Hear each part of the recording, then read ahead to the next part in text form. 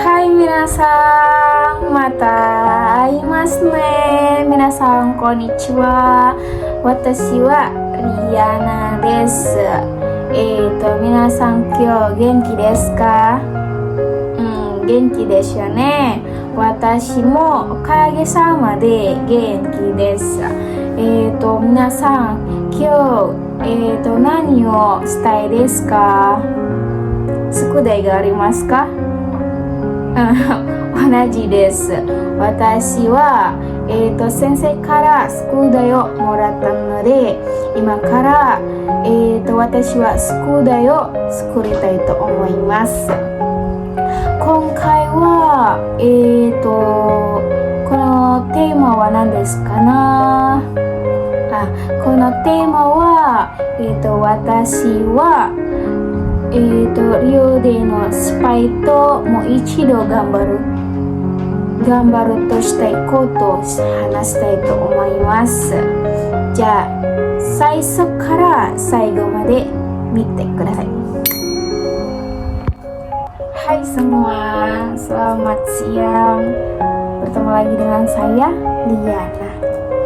Sesuai dengan tema yang saya katakan tadi, yaitu jatuh lalu bangkit. Saya akan menceritakan pengalaman saya di asrama selama saya belajar bahasa Jepang sampai sekarang. Nah, di sini saya akan menceritakan bagaimana saya menyikapi dan bagaimana cara saya semangat lagi untuk bangkit lagi. Nah, awal mewujudkan mimpi saya itu dimulai dari SMA. Ayah saya memberikan dukungan kepada saya untuk belajar bahasa Jepang setelah lulus SMA. Nah, pada waktu itu saya kan masih kecil, umurnya juga masih kecil, pikirannya juga belum jelas dan sama sekali tidak paham. Saya cuma menjawab, saya nggak bisa bahasa Jepang, ayah. Nah, setelah itu di pikiran saya itu bagaimana sih cara belajar bahasa Jepang? Sulit enggak ya? Karena di pikiran saya itu bahasa Jepang itu bahasa asing, bahasa Indonesia aja kita aja belibet ngomongnya. Jadi pokoknya pikiran aku itu sulit, bahasa Jepang itu sulit. Nah, dari situ tenggelamlah mimpi itu. Jadi aku memutuskan untuk kuliah terlebih dahulu. Saat kuliah, seiring berjalannya waktu, saya sempat tidak terpikir untuk bekerja ke Jepang lagi. Namun di mana pada saat itu ada seminar yang diselenggarakan oleh kampus bahwa senior alumni kampus telah bekerja di Jepang sebagai perawat atau kaigo. Singkat cerita, dia itu menceritakan bagaimana di Jepang, bagaimana kehidupan di Jepang. Dia juga menceritakan budaya Jepang. Nah, sehingga membuat saya teringat kembali bahwa ayah saya pernah memberikan dukungan dan saran untuk bekerja ke Jepang.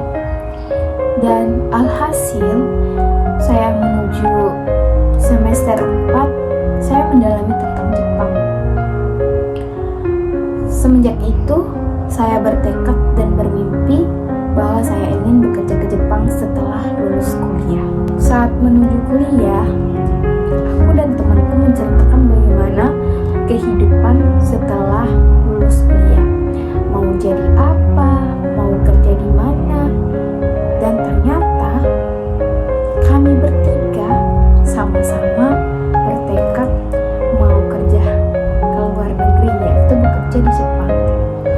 Setelah mendengar hal itu, kami bertiga memutuskan untuk mencari lembaga pelatihan kerja, yaitu LPK. Nah, kami mencoba mencari di berbagai sosial media, contohnya TikTok, Instagram, Facebook, YouTube, dan lain-lain. Kami mencari LPK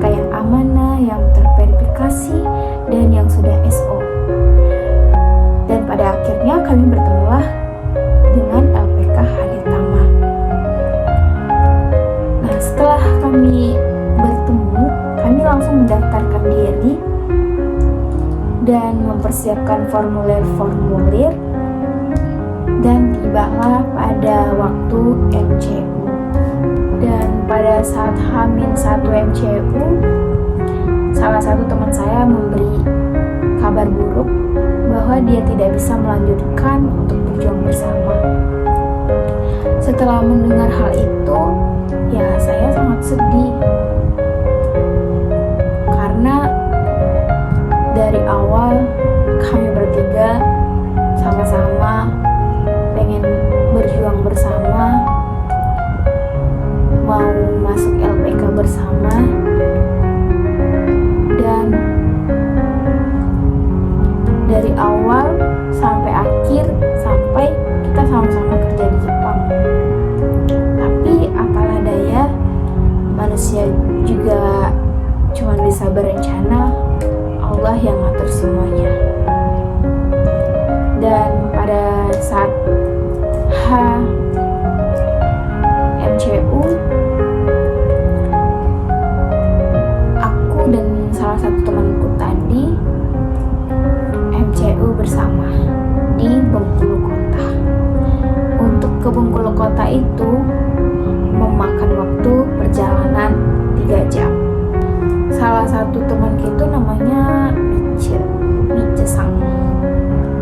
Nah, setelah dia juga mendengar kabar buruk itu, dia langsung menghubungi saya untuk saling meyakinkan bahwa kita bisa dan memberikan support satu sama lain. Ayo kita bisa, walaupun kita tidak bertiga, kita tetap bisa. Nah, dari situ kami saling menyemangati, saling memberi support, dan pada akhirnya tibalah hari keberangkatan ke LPK Hadetama. Untuk berangkat ke LPK Hadetama yang jauh dari rumah itu memerlukan waktu 20 jaman.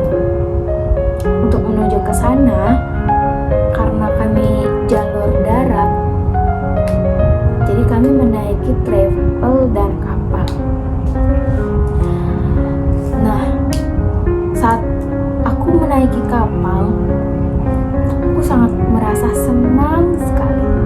Karena pengalaman pertama, aku bisa melihat pemandangan yang indah, langit biru cerah, bersama keluarga tak sedarah, sambil makan, menikmati hidangan yang dibawa dari rumah. Perjalanan di kapal juga cukup panjang, yaitu memakan waktu 3 jam. Setelah itu, kami menaiki travel kembali untuk menuju ke LPK Hadetama. Setelah tiba di asrama, aku dan teman aku mengabari kedua orang tua kami bahwa kami sudah sampai ke tujuan atau ke LPK Hadetama. Nah, di LPK Hadetama kami banyak bertemu orang-orang baru, orang-orang yang asalnya berbagai macam-macam asal. Nah, kami di situ mencoba untuk berinteraksi dengan orang-orang baru. そして私は一番遅れていると感じたことがあります。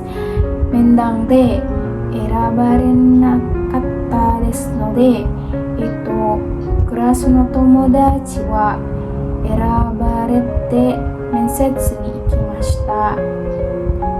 それを見て私の気持ちが悲しくて自信もなくなりました。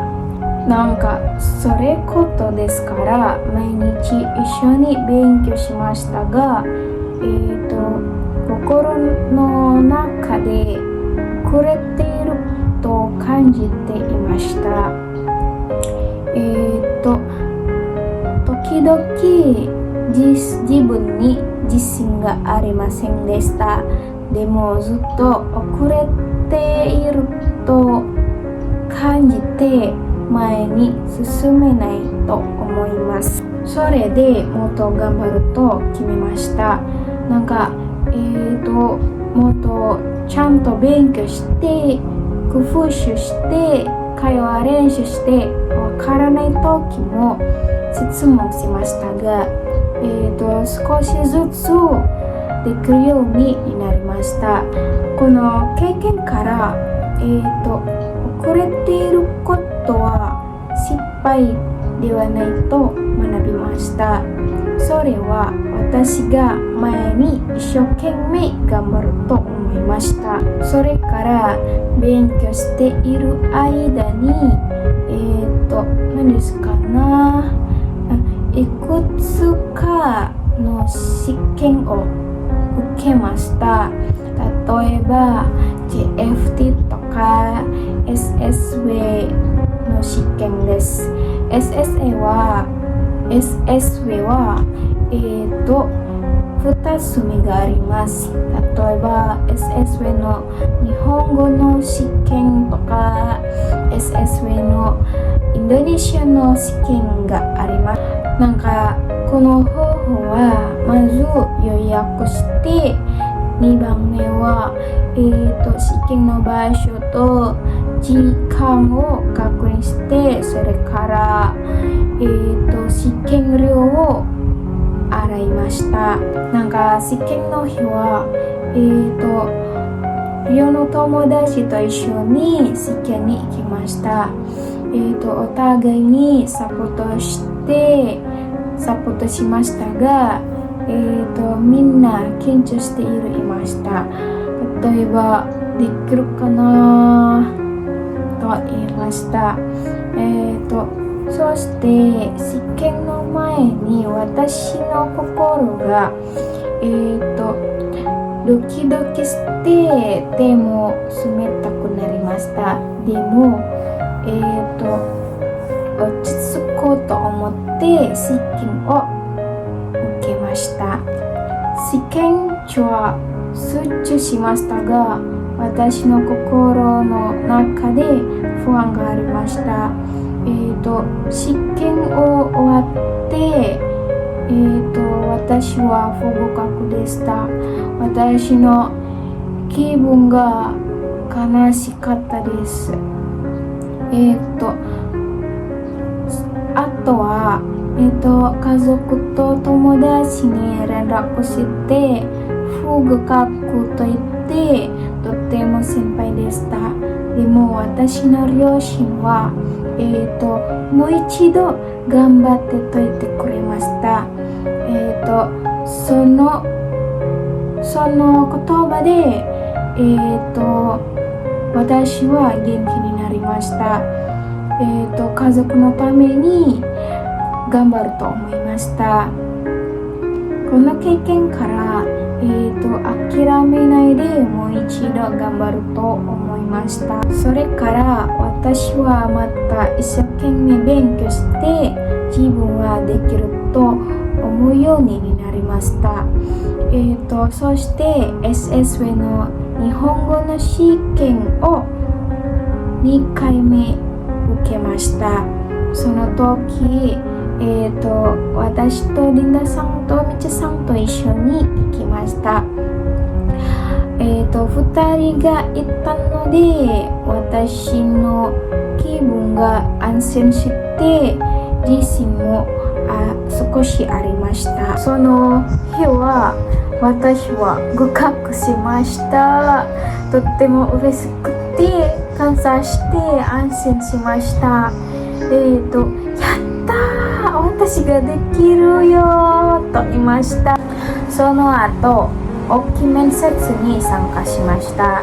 一生懸命準備してできるだけ頑張ります。そしてこの間の勉強と面接はと会社京都の会社に合格して働くことが決まりました。今私は毎日勉強を続けています。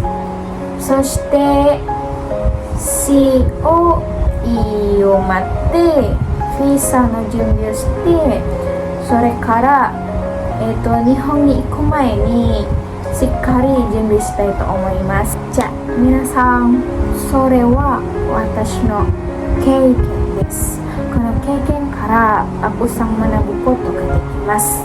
心配しても諦めないでまた頑張りましょう。じゃあ皆さん今まで見てくれてありがとうございます。